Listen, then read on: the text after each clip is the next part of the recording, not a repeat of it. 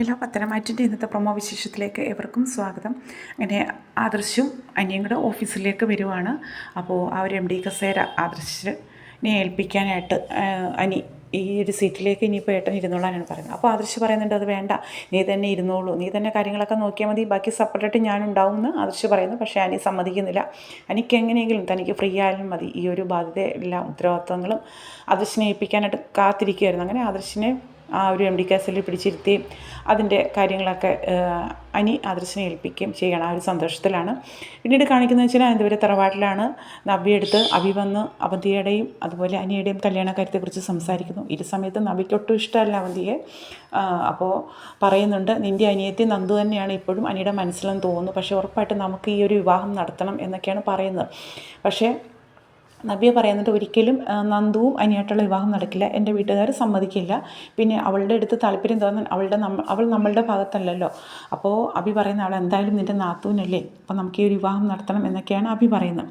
പിന്നീട് കാണിക്കുന്നതെന്ന് വെച്ച് കഴിഞ്ഞാൽ നയനയ്ക്ക് പാലിലേക്ക് കുങ്കുമപ്പൂവൊക്കെ കാച്ചിട്ട് ദേവേനെ കൊണ്ട് കൊടുക്കുന്നു. ഇത് കുടിക്കും മോളെ, വേണ്ട എന്നൊക്കെ പറയുന്ന സമയം നിർബന്ധിച്ച് കുടിപ്പിക്കുകയാണ്. കുട്ടിക്ക് നല്ല കളറൊക്കെ കിട്ടണമെങ്കിൽ ഇതൊക്കെ കഴിക്കണം. പിന്നെ കുറച്ച് ഫ്രൂട്ട്സ് ഇരിപ്പുണ്ട്, അതുകൂടി എടുത്ത് കഴിക്കണം. പിന്നെ ഇനിയിപ്പോൾ ആദർശ് രാത്രിയിൽ ഉണ്ടാവില്ല, റൂമിൽ ഫുട്ബോൾ ഇത് വേൾഡ് കപ്പ് തുടങ്ങിക്കഴിഞ്ഞാൽ അത് മുത്തശ്ശനും മകനും ഒക്കെ ഒരുമിച്ച് കളി കാണലും കാര്യങ്ങളും ഒക്കെ ആയിരിക്കും. ഇവിടെ ഒരു ഭയങ്കര ഉത്സവം തന്നെയായിരിക്കും. അപ്പോൾ മോള് ശ്രദ്ധിക്കണം എന്നൊക്കെ പറയുന്നു. ഈ സമയത്ത് ഉറക്കമില്ലാതെ ഒട്ടും ഉറങ്ങാൻ കഴിയാത്ത ഒരാൾ അവിടെ ഉണ്ടായിരുന്നു. അനി ഫോണിൽ സംസാരിക്കുകയാണ് നന്ദുവായിട്ട്. നന്ദുവിനെ വിളിച്ചിട്ട് തൻ്റെ വിവാഹം ഇങ്ങനെ നിശ്ചയം അടുത്തു, അതെങ്ങനെയെങ്കിലും മുടക്കണം എന്നൊക്കെയുള്ള രീതിയിൽ നന്ദുവിൻ്റെ അടുത്ത് പറയുകയാണ്. അപ്പോൾ നന്ദു ചോദിക്കുന്നത്, ഞാൻ എന്ത് ചെയ്യാനാണ്, അതൊന്നും എനിക്കറിയില്ല, നീ ഒരു നിശ്ചയം മുടക്കിയേ പറ്റുള്ളൂ എന്ന് പറയുന്നു. അപ്പോൾ നന്ദു പറയുന്നത് നിശ്ചയം നടത്തുക, പിന്നെ അല്ലെങ്കിൽ കല്യാണം അങ്ങനെയൊക്കെയുള്ള രീതിയിൽ പറയുന്ന സമയത്ത് അനി പറയുന്നത്, ഒരിക്കലും എനിക്കങ്ങനെ നിശ്ചയം നടത്തിയിട്ട് കല്യാണം പിന്നെ അതിൽ നിന്ന് ഒഴിവാനൊന്നും പറ്റില്ല, അതുകൊണ്ട് ഇത് എങ്ങനെയെങ്കിലും മുടക്കിയേ പറ്റൂ, ഒരിക്കലും എനിക്ക് അവന്തിയെ ഭാര്യയായിട്ട് കാണാൻ കഴിയില്ല എന്നൊക്കെ അനി പറയുകയാണ്. അനിയുടെ ടെൻഷൻ പറയുകയാണ് കേട്ടോ. ഈ സമയത്ത് നന്ദു പരമാവധി ഒഴിഞ്ഞ് മാറുന്നുണ്ട്. പക്ഷേ അനി ഒരിക്കലും സമ്മതിക്കുന്നില്ല, ഏത് രീതിയിലും ഈ ഒരു നിശ്ചയം മുടക്കിയേ പറ്റുമെന്നാണ് അനി പറയുന്നത്. പിന്നീട് അതുപോലെ തന്നെ അഭി വന്നിട്ട് നവ്യയായിട്ട് സംസാരിക്കുകയാണ്. അപ്പോൾ നവ്യ പിന്നെയും പറയുന്നുണ്ട്, അവൾ നമ്മുടെ ഭാഗത്തല്ല, നമ്മുടെ ശത്രുപക്ഷത്താണ്, പിന്നെ എന്തിനാണ് നമ്മൾ അവളെ സപ്പോർട്ട് ചെയ്യണം, അതുകൊണ്ട് എന്തെങ്കിലും ആയിക്കോട്ടെ, എന്തായാലും എൻ്റെ അനിയത്തി അനിയുടെ ജീവിതത്തിലേക്ക് വരില്ല, അതിന് എൻ്റെ വീട്ടുകാർ സമ്മതിക്കില്ല എന്ന് പറയുകയാണ്. അപ്പോൾ അഭി പറയുന്നുണ്ട്, അതല്ല, നീ ഉദ്ദേശിക്കുന്നതിൽ ചില പിഴവുകളൊക്കെ പറ്റിയിട്ടുണ്ട്, അവൾ നമ്മുടെ ശത്രുപക്ഷത്തല്ല, നമ്മളുടെ മിത്രമാണ്, പക്ഷേ അവളിങ്ങനെ അഭിനയിക്കുക മാത്രമാണ് ചെയ്യുന്നത്, അത് അവളുടെ ചില ഒരുപാട് കാര്യങ്ങളുണ്ട്, തുറന്ന് പറയാനാണെങ്കിൽ ഒരുപാട് കാര്യങ്ങൾ പറയാനുണ്ട്, ഒരു കാര്യം നീ മനസ്സിലാക്കിക്കോ, അവൾ നമ്മുടെ ശത്രുപക്ഷത്തല്ല, നമ്മളുടെ കൂടെ തന്നെയാണ് എന്ന് പറയുകയാണ്. ഇത് കേൾക്കുമ്പോൾ നവ്യയ്ക്ക് മനസ്സിലാവുന്നുണ്ട് അവന്തിക അതുപോലെ നാഗേന്ദ്രനും, അതായത് അഭിയുടെ അച്ഛനായിട്ട് ഒക്കെ കോണ്ടാക്റ്റ് ഉണ്ട്, ഇവൾ അഭിനയിക്കുകയാണെന്ന് നവ്യ മനസ്സിലാവുന്നു. അപ്പോൾ നവ്യ മനസ്സിൽ പറയുന്നത്, ഒരു കാരണവശാലും ഈ ഒരു വിവാഹം നടത്താൻ ഞാൻ സമ്മതിക്കില്ല, നടത്തില്ല എന്ന് പറയുകയാണ്. പക്ഷേ അഭിയോടൊപ്പം നിന്നുകൊണ്ട് അങ്ങനെയാണെങ്കിൽ ഞാൻ സംസാരിക്കാം, ഈ ഒരു വിവാഹം നടക്കാൻ വേണ്ടി ഞാൻ പരമാവധി സപ്പോർട്ട് ചെയ്യാമെന്ന് നവ്യ അഭിയോട് പറയുന്നുണ്ട്.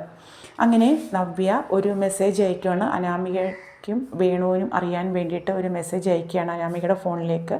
കാരണം ഈ ഒരു നിശ്ചയം നടന്നു കഴിഞ്ഞാൽ ഇത് അനിക്കാണ് സപ്പോർട്ടാവുന്നത്, നിങ്ങൾക്ക് ദോഷമായിട്ട് വരും, കിട്ടില്ല എന്നുള്ള രീതിയിലൊരു മെസ്സേജ്. അപ്പോൾ ഇത് കാണുമ്പോഴേക്കും പെട്ടെന്ന് അനാമിക അച്ഛനെ വന്ന് പറയുന്നു, അച്ഛനോടും വേണുവിനോടും രേവതിയോടും പറയുന്നു.